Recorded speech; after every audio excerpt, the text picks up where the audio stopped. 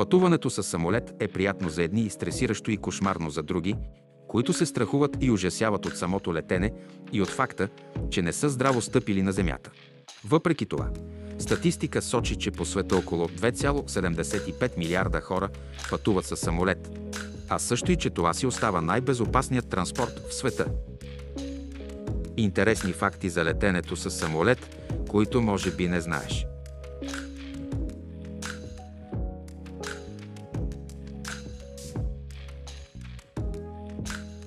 Вкусовите ви рецептори не работят. Налягането на въздуха в самолета се променя много бързо и съответно дишаш по-сухия въздух на борда на самолета.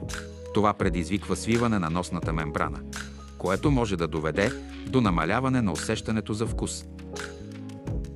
Обезводняваш се по-лесно. Поради ограничената влажност, телата ни са по-склонни към дехидратация. Затова е добре да консумираш повече вода от обикновено, за да се чувстваш добре. Ставаш по-емоционален, лабилен и раздразнителен. Ако се случи да си по-раздразнителен, сантиментален и чувствителен, не се безпокой. Това е от летенето. Причината е, че тялото ни се приспособява към новата ситуация и това е напълно нормален дисбаланс.